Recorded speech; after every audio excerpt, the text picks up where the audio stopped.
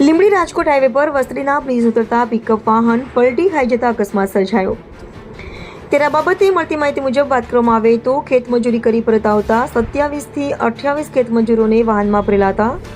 ત્યારે નિયમ મુજબ વાહનમાં લોકો ભરી સાયલા તરફથી પરત આવતા હતા। ત્યારે વસ્ત્રીના બ્રિજ ઉપર નીચે ઉતરતા ડમ્પર ચાલકની વાહનના ડ્રાઈવર દ્વારા સાઈડ કાપતા ડ્રાઈવર પોતાના કાબુ ગુમાવી ચૂક્યો હતો। સદનસીબે બ્રિજ પૂરો થતાં એકાએક સ્ટીયરિંગ પરનો કાબુ ગુમાવતા પિકઅપ વાહન પલટી ખાઈ જવા પામી હતી। ત્યારે 17 થી વધારે લોકો અકસ્માત સર્જાતા ઇજાગ્રસ્ત બન્યા હતા।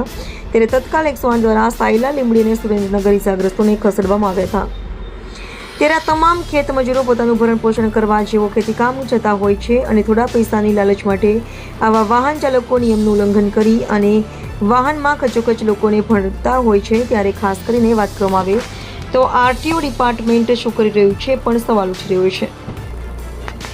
અકસ્માતમાં સદનસીબે કોઈ જાનહાની થવા પામી નથી, પરંતુ 3 લોકોને ગંભીર ઇજા થતા 3 લોકોને સુરેન્દ્રનગર ખાતે રિફર કરવામાં આવ્યા હતા। આ બાબતની જાણ બજરંગદાસ પ્રમુખ બલદેવજી ઠાકોરને જાણ થતાં તત્કાલ હોસ્પિટલ પહોંચી આવ્યા હતા અને તમામ લોકોને તત્કાલ સારવાર મળે તેવી કામગીરી હાથ ધરી હતી અને અકસ્માતની MIOC લીંબડી સિવિલ હોસ્પિટલમાં નોંધવામાં પામી હતી। અને હાલ કહી શકાય કે લીંબડી અમદાવાદ અને લીંબડી રાજકોટ હાઈવે પર અકસ્માતનો સિલસિલો જોવા મળી રહ્યો છે।